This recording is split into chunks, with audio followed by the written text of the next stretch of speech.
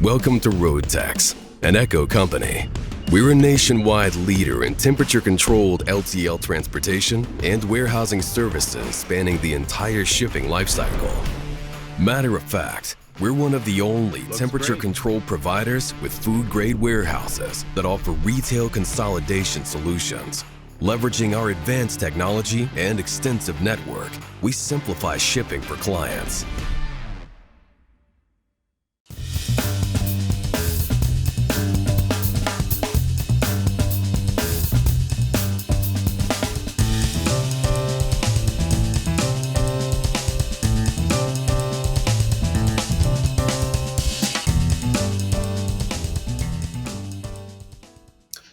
Welcome to the Stockout, and thanks you to Roadtex for sponsoring the show. This is Mike Baudendistel here from FreightWaves. This is going to be your show on CPG and retail, joined as always by Grace Sharkey. Grace, good to see you. Yeah, good to see you. How was your weekend? Yeah, it was good. Yeah, if maybe a PSA for anyone who has a PlayStation 5, the Astrobot game is absolutely great, especially if you have kids. So check that one out. So that's one retail tip for you. Other retail stuff we have to talk about today is Teemu and Shein. Am I saying Teemu right, by the way? I'm not sure if I got that one right. You know what? As a brand new, I just did my first Teemu order about 2 weeks ago. So yes, it is Teemu, and I'll have some insider thoughts on that too. So yes, you're right. It is Teemu. Okay, well that's good. I haven't touched either Teemu or Shein, as you might imagine. But we're going to talk about those companies and the de minimis exemption, and whether you shop there or not. It's really interesting to see kind of what's going on with those companies and the impact they're having on everything from the air freight to the parcel market, and just on consumer spending and e-commerce overall. I mean, there's just really a lot of implications that we see sort of throughout transportation. So we'll talk about that, and then talk a little bit about the growth in snacking, which has really been one of the major CPG trends. We'll talk a little bit about the freight market, which hasn't seemed to have picked up all that much in September. And to the extent that there's time, we can talk a little bit about Starbucks, which has its new CEO as of today. So maybe we'll see changes there. We'll have to see. But before we do that, I want to make sure everyone has a chance to sign up for the Stockout newsletter. If you're not signed up already, you can go to do that at www.freightwaves.com. You can just go to freightwaves.com, up at the top, newsletters, the Stockout, CPG and retail. I think you'll see, headshot of me when you click on that, and then you can go and sign up for it. We'll have a newsletter in your inbox every week. And last week we talked about the just sort of general trends in the freight market, what the freight data is telling us. Before that, we talked about the ILA. We'll probably also talk about the ILA upcoming next few weeks. I think that's going to drag out until the end of the month there. So encourage you to do that. And happy to receive any feedback if there's topics you want us to cover or any thoughts on what we write in there.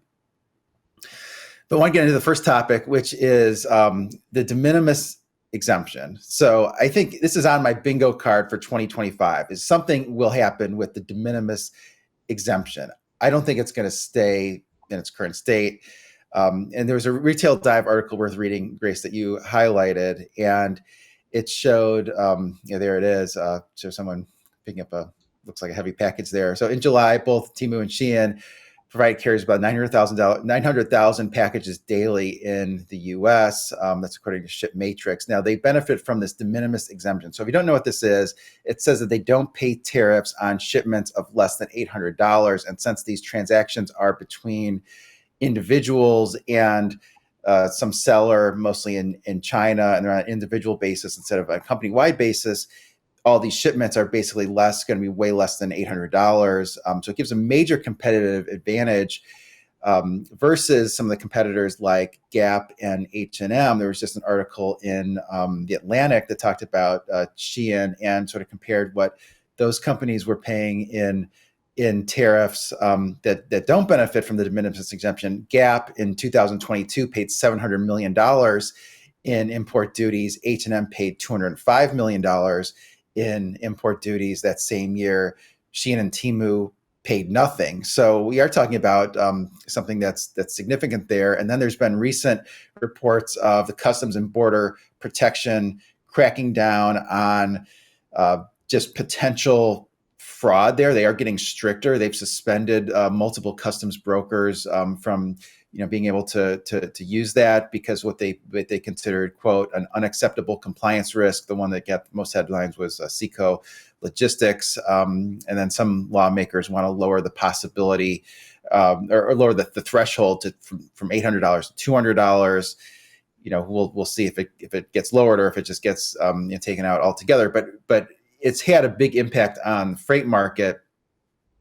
Grace, I was on your radio show not too long ago, and we talked about UPS's results the last time UPS reported earnings, and it's had a big impact on their mix of business, which SmartPost is their lower cost service offering, and that's been the area that's grown the most. And really, it's been a lot of the cheaper e-commerce shipments from those two retailers. They were talking about how their ground package volume grew 2.3% year over year, but the package revenue fell 3.3%. So the implication is that the pricing per package down 5 or 6%. Pricing's not down 5 or 6% on similar basis. It's just that the mix has shifted to, if you're going to sell products for Shein type prices, you need to have the lower cost, transportation option. So it is having a big impact on UPS. And then some of the interesting sort of stats there is that the Teemu standard shipping is between 6 and 22 days, which seems like an eternity in a world with Amazon getting you things in the next day or two. But that's kind of the convenience you give up for the lower prices. Shein says takes 10 to 13 days, free shipping over $29.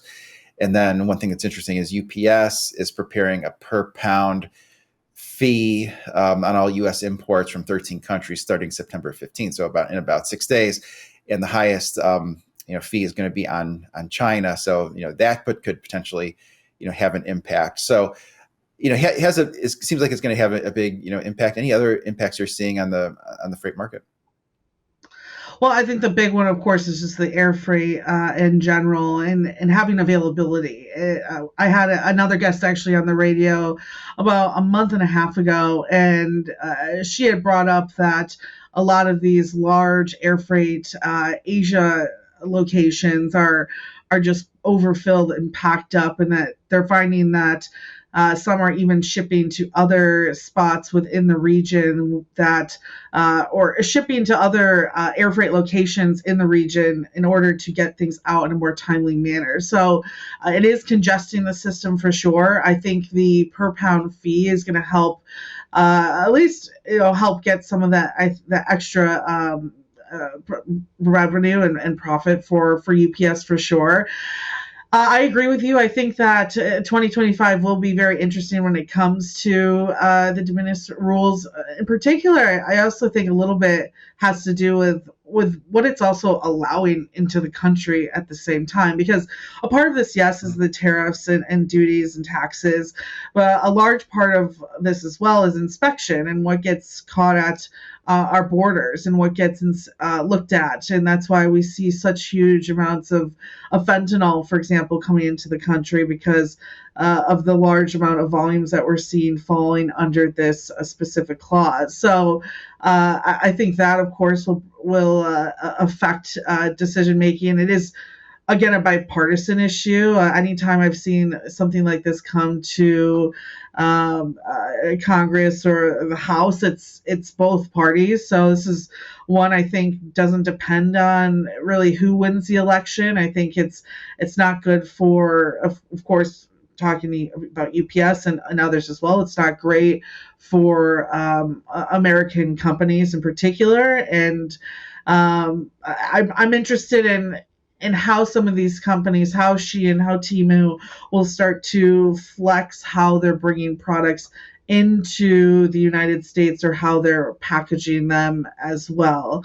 A lot of companies right now will bring in, whole large pallets, send them into warehouses and ship them out from there. And doing that, you of course get stopped at the border and have to pay all the taxes, duties and taxes. And that's depending on how your supply chain is set up, though, could actually be more helpful, at least getting to your consumers in a timely manner. You're right. I have used Teemu, and I won't talk about it, but let's say I bought close to 6 items for less than $60. A portion of that arrived within a week or so, and most of those products were actually already in the United States. And the other portion have been arriving over the last couple of weeks, and that, of course, is stuff that is coming through the as smaller units through the border as well. So yeah, it is interesting. I don't think that people use those sites and say I want these goods fast. I think they know, if it's going to be cheap, it's not going to get here in a timely fashion, but people are fine with that. Especially some of the stuff I bought is like things I didn't really need. So again, not too crazy if it lands here in a couple of weeks. So that's not going to help the whole situation. But it is interesting to see, especially someone like Shein, right, who's talking about having other opening up its platform and kind of like an Amazon third-party situation to allow others to ship. I think that is kind of a defensive mechanism against what could potentially happen if de minimis is changed, right, for them. It's a different way to kind of already have the goods here, and I think level out what that change in tariffs and taxes might be for them. But it's definitely something, again, because of what it's allowing into the country, I think is going to be not only into the country, but also the amount of labor it's taking up with the Customs Border Protection units. I think it's something, again, in 2025, you're right, we'll definitely hear more about. And I would like to see some changes on it. It sounds like down to $200 is what they're looking at in value, which I think seems much more reasonable. And if you were to buy those 6 items you got for $60 at the local mall, how much would those be? You know what? Here's the thing about Teemu, and I've looked at Shein before, and Shein doesn't really work like this. Teemu, the best way to explain it, it gives off a DraftKings vibe for online shoppers, because what they do is they give you an 100% off coupon, but you can't use the 100% off coupon unless you buy 3 items. And so it like forces you to buy junk. And so the answer to that question, Mike, is I probably would have bought one of the things that I actually needed, and I wouldn't have bought the other 5. So that's what's like impressive to me about the site, is it's constantly, I mean, I probably will get 2 to 3 notifications today that says, hey, you have a $200 gift card waiting, go for. And so that's where I struggle to, well, if anything, I applaud them, because they've created this really interesting system that for someone who loves to online shop could become very addictive very quickly. Yeah, it seems like a little bit too much of a mousetrap for me. But I want to move on to another mousetrap, which is snacking in the United States, which is a growth area. It's been a growth area for a long time. You see this just really throughout the CPG industry. You see this in terms of which sectors are more favored by Wall Street. I mean, you have really strong multiples that the stock market pays for companies like Mondelez, which owns Oreo, among many other snacking brands.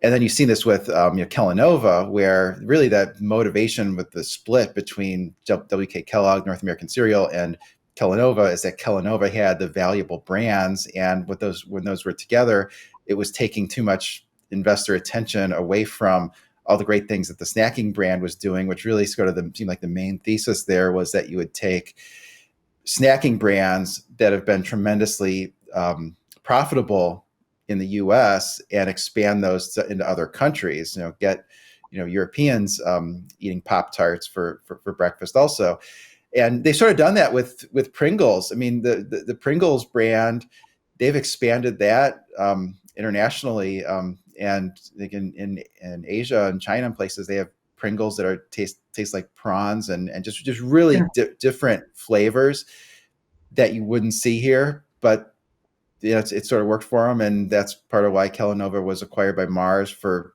$36 billion. That's 16.4 times LTM EBITDA, which is really high multiple for that type of business. But looking into, I did see you talked to Kaylee Nix about that. And what was the biggest sort of stat or two that stood out to you from the snacking articles? I think just how fast it's grown over such a small period of time. The fact that it wasn't really until the 80s that we saw this snacking behavior start. And I mean, I'm a 90s baby. I even remember in the 90s, right? Like, you didn't have snacks between meals. It was, you had these three core meals of the day, and if you had a snack, maybe it was at like a soccer game or something along that. But even in those situations, right, it's orange slices or something that's at least more healthy than what we see from snacks today. And I think it was by 2020, right, 95% of adults are snacking daily. And I think we can all agree when we're stuck in our homes, it's really easy to get into that habit. But even today, you hear so many different, let's say, health gurus. Not, I don't want to say professionals, because I think this comes from a lot of people who aren't professionals, but that, snacking throughout the day can be better for your metabolism and things of that nature. And I think just in general, the convenience lifestyle of snacking has become this American phenomenon. I think one interesting fact coming out of this wonderful article from the Atlantic, it wasn't until, and I never realized this until like 1983, that we started actually putting these car cup holders in minivans, right? So it shows you just in the last 40 years in particular, and I would say even probably the first 20, we saw this huge snack craze happen. It's interesting how fast it's been and how big it's grown. And yeah, I'm not surprised by how much these companies have grown, and how much that did go to Mars. And I think that, even today we look at how retailers focus on these new snacks around like movie openings and different types of, like, I'd say, fads and trends out there, right? And if they can continue to do that, I think they can continue to grow. So that's what just was really crazy to me, was just how quickly this category that, again, 40, 50 years ago was a huge no-no, snacking throughout the day, has now become what people almost seem to prefer more than these huge meals. Yeah, it shows how much you can get into as kind of an online echo chamber, because it's like Yeah. so many things that come across that I see are intermittent fasting, and everyone's Yeah. not eating anything until noon, and they don't eat anything until dinner, and they just avoid snacks altogether. But everything you see in CPG, the high growth areas that can grow, sort of high single digits, year after year, it's all been in snacking. So I think the big question is it going to roll out to other countries? We'll have to see. I want to move on to the freight market, and you want to hopefully maybe leverage your expertise. You work in the freight brokerage industry, and the fall, always a busy time. What are you expecting, this fall from the freight market? I think we're going to mirror a little bit what we saw last year. I think we're going to see this like little bit of improvement, but nothing that's going to, unfortunately, carriers watching this today, that's going to make them very excited or allow for bonuses or anything like that at the end of the year, right? I think we're going to see that general uptick that we see, of course, around the holiday season. Again, just looking at the economy where it's at today, and what people are spending on, and how they're spending, right? Whether it's actual liquid compared to a credit line. We're seeing more and more of that credit line. I think the average American is tight. And with that being said, I think we're going to see maybe shorter moves from warehouse to warehouse. I feel like shippers have gotten a lot smarter on their inventory. We've talked about that last episode, how we're seeing signs of it coming in a little bit earlier. We also talked about that a lot of people are looking to holiday shop, I think, in the next couple of months compared to closer to the end of the year. I would get excited for probably bid season into 2025, because I think the shippers are starting to understand, with the lack of some carriers in the market and where the market could be flipping, that will be your opportunity to hopefully improve and ask for more money. Of course, hopefully that comes with a good relationship and good service from you as well. But in terms of rest of 2024, I mean, I think if we go back to episodes from even May, June-ish, I've been really hesitant to say that 2024 is going to end with a high for carriers. No, I think it's going to stay, like you'll see, of course, that uptick just for it being the end of the year, but I don't think we're going to see that return until at least 2025.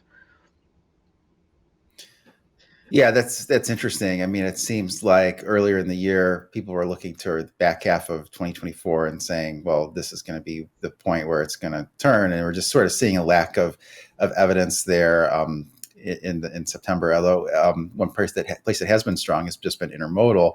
And part of the reason for that has just been the crush of containers that have come in on the West Coast. Some shippers getting things in a little early to avoid some of the risk associated with the ILA.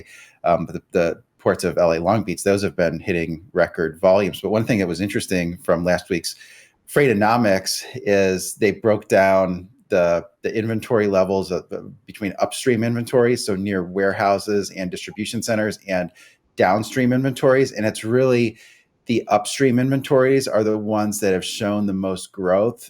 So places like Ontario, California, Inland Empire, the places that are a little closer to consumption centers, closer to the cities where people live, it's still a little light. So it seems at least that there's some, pent up demand for transportation from some of the warehousing districts to some of the consumption centers. And it was pretty consistent with what JB Hunt said on their last earnings call, where they said that, they really haven't seen a commensurate uptick in volume, just given how much imports have grown. So I thought that one was interesting. But if you look at something like the outbound tender rejection index, I mean, I think it shows, what you were describing. I mean, right now it's right there at 4.5%. Not too much different at all from last year, and the prospect of it surging to 2019 levels, which 2019, you remember that being sort of weak all year, started to have carrier bankruptcies throughout the year, particularly towards the end of the year with the big one, Celadon.